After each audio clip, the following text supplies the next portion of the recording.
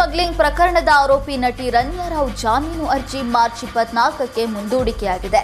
DRI ಪರ ವಕೀಲರು ವಾದ ಮಂಡಿಸಲು ಕಾಲಾವಕಾಶ ಕೇಳಿದ ಹಿನ್ನೆಲೆ ಸೋಮವಾರಕ್ಕೆ ವಿಚಾರಣೆಯನ್ನು ಕೋರ್ಟ್ ಮುಂದೂಡಿದೆ. ನೋವೆಲ್ ಹೋಪ್ ಫೌಂಡೇಶನ್ ವತಿಯಿಂದ ಶಾಲಾ ಮಕ್ಕಳಿಗೆ ಉಚಿತವಾಗಿ ಸ್ಕೂಲ್ ಬ್ಯಾಗ್ ವಿತರಣೆ ಮಾಡಲಾಯಿತು. ಕಳೆದ 13 ವರ್ಷಗಳಿಂದ ಸಾಮಾಜಿಕ ಕ್ಷೇತ್ರದಲ್ಲಿ ಕಾರ್ಯನಿರ್ವಹಿಸ್ತಾ ಇರುವ ದೀಪಕ್ ಆರ್ ಈಗ ನೋವೆಲ್ ಹೋಪ್ ಫೌಂಡೇಶನ್ನ ಹಿರಿಯ CSR ಕಾರ್ಯನಿರ್ವಾಹಕರಾಗಿ ಕೆಲಸ ಮಾಡ್ತಾ ಇದ್ದಾರೆ. ದೀಪಕ್ ಆರ್ ನೇತೃತ್ವದಲ್ಲಿ ನೋವೆಲ್ ಹೋಪ್ ಫೌಂಡೇಶನ್ 2024-25ರಲ್ಲಿ 49 ಸರ್ಕಾರಿ ಶಾಲೆಗಳಿಗೆ ಉಚಿತವಾಗಿ ಶಾಲಾ ಬ್ಯಾಗ್ ತಲುಪಿಸುವ ಕೆಲಸ ಮಾಡ್ತಾ ಇದೆ. ಕರ್ನಾಟಕ, ಆಂಧ್ರಪ್ರದೇಶ, ತಮಿಳುನಾಡಿನಲ್ಲಿ ಇದುವರೆಗೂ ಸುಮಾರು 7,672 ಶಾಲಾ ಬ್ಯಾಗ್ಗಳನ್ನು ವಿತರಣೆ ಮಾಡಲಾಗಿದೆ. ರಾಜ್ಯದಲ್ಲಿ ಈಗಾಗಲೇ 19 ಶಾಲೆಗಳಿಗೆ ಬ್ಯಾಗ್ ತಲುಪಿಸಿದ್ದು, ಈ ತಿಂಗಳಲ್ಲಿ ಇನ್ನೂ 70 ಶಾಲೆಗಳಿಗೆ 10,000ಕ್ಕೂ ಹೆಚ್ಚು ಶಾಲಾ ಬ್ಯಾಗ್ಗಳ ವಿತರಣೆಗೆ ಮುಂದಾಗಿದೆ. ಅಲ್ಲದೆ novel hope foundation Bengaluru, Madurai ಮತ್ತು ತಿರುಪವನಂತಂ ಸೇರಿದಂತೆ ಸುಮಾರು 8ಕ್ಕೂ ಹೆಚ್ಚು ವೃದ್ಧಾಶ್ರಮಗಳಿಗೆ ಆಹಾರ ಮತ್ತು ದಿನಸಿ ವಸ್ತು ಹಾಗೂ ಅಗತ್ಯ ವಸ್ತುಗಳನ್ನು ನೀಡುವ ಮೂಲಕ ಸಮಾಜಮುಖಿ ಕಾರ್ಯಕ್ರಮಗಳಲ್ಲಿ ಭಾಗಿಯಾಗಿದ್ದಾರೆ.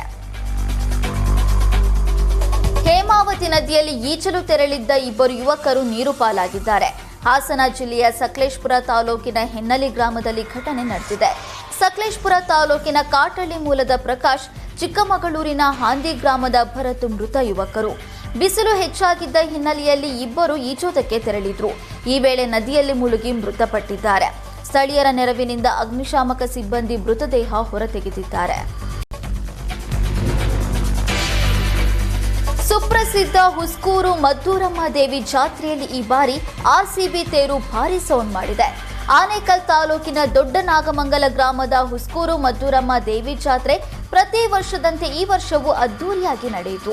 ಆದರೆ ಈ ಬಾರಿ ಜಾತ್ರೆಯಲ್ಲಿ ಆರ್ಸಿಬಿ ಅಭಿಮಾನಿಗಳು 150 ಅಡಿ ಎತ್ತರದ ತೇರು ನಿರ್ಮಿಸಿ ಮದ್ದೂರಮ್ಮ ದೇವಿಗೆ ಹರಕೆ ತೀರಿಸಿದ್ದಾರೆ, ಹರಕೆ ಹೊತ್ತಿದ್ದಾರೆ ಕೂಡ. ಈ ಬಾರಿ IPL ಟ್ರೋಫಿಯಲ್ಲಿ ಆರ್ಸಿಬಿ ಕಪ್ ಗೆಲ್ಲಲಿ ಅಂತ ದೇವಿಗೆ ಪ್ರಾರ್ಥಿಸಿದ್ದಾರೆ. ಗೋಲ್ಡ್ ಸ್ಮಗ್ಲಿಂಗ್ ಪ್ರಕರಣದ ಆರೋಪಿ ನಟಿ ರನ್ಯಾರಾವ್ ಜಾಮೀನು ಅರ್ಜಿ ಮಾರ್ಚ್ 24ಕ್ಕೆ ಮುಂದೂಡಿಕೆಯಾಗಿದೆ. ಡಿಆರ್ಐ ಪರ ವಕೀಲರು ವಾದ ಮಂಡಿಸಲು ಕಾಲಾವಕಾಶ ಕೇಳಿದ ಹಿನ್ನೆಲೆ ಸೋಮವಾರಕ್ಕೆ ವಿಚಾರಣೆಯನ್ನು ಕೋರ್ಟ್ ಮುಂದೂಡಿದೆ. ನೋವೆಲ್ ಹೋಪ್ ಫೌಂಡೇಶನ್ ವತಿಯಿಂದ ಶಾಲಾ ಮಕ್ಕಳಿಗೆ ಉಚಿತವಾಗಿ ಸ್ಕೂಲ್ ಬ್ಯಾಗ್ ವಿತರಣೆ ಮಾಡಲಾಯಿತು. ಕಳೆದ 13 ವರ್ಷಗಳಿಂದ ಸಾಮಾಜಿಕ ಕ್ಷೇತ್ರದಲ್ಲಿ ಕಾರ್ಯನಿರ್ವಹಿಸ್ತಾ ಇರುವ ದೀಪಕ್ ಆರ್ ಈಗ ನೋವೆಲ್ ಹೋಪ್ ಫೌಂಡೇಶನ್ನ ಹಿರಿಯ CSR ಕಾರ್ಯನಿರ್ವಾಹಕರಾಗಿ ಕೆಲಸ ಮಾಡ್ತಾ ಇದ್ದಾರೆ. ದೀಪಕ್ ಆರ್ ನೇತೃತ್ವದಲ್ಲಿ ನೋವೆಲ್ ಹೋಪ್ ಫೌಂಡೇಶನ್ 2024-25ರಲ್ಲಿ 49 ಸರ್ಕಾರಿ ಶಾಲೆಗಳಿಗೆ ಉಚಿತವಾಗಿ ಶಾಲಾ ಬ್ಯಾಗ್ ತಲುಪಿಸುವ ಕೆಲಸ ಮಾಡ್ತಾ ಇದೆ.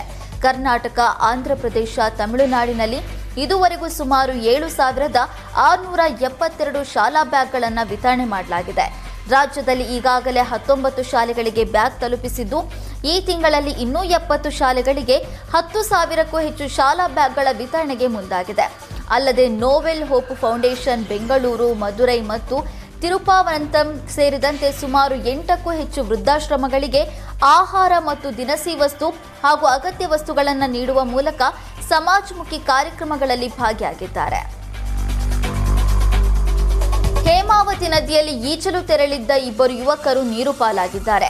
ಹಾಸನ ಜಿಲ್ಲೆಯ ಸಕಲೇಶಪುರ ತಾಲೂಕಿನ ಹೆನ್ನಲಿ ಗ್ರಾಮದಲ್ಲಿ ಘಟನೆ ನಡೆದಿದೆ. ಸಕಲೇಶಪುರ ತಾಲೂಕಿನ ಕಾಟಳ್ಳಿ ಮೂಲದ ಪ್ರಕಾಶ್, ಚಿಕ್ಕಮಗಳೂರಿನ ಹಾಂದಿ ಗ್ರಾಮದ ಭರತ್ ಮೃತ ಯುವಕರು.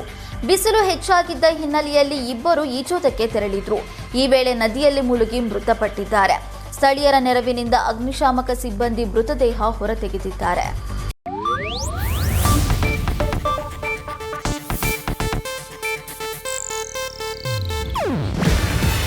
ಇದು ಏಷ್ಯಾನೆಟ್ ನ್ಯೂಸ್ ನೆಟ್ವರ್ಕ್ ಪ್ರಸ್ತುತಿ. ನೀವು ನೋಡ್ತಿದ್ದೀರಾ ಏಷ್ಯಾನೆಟ್ ಸುವರ್ಣ ನ್ಯೂಸ್.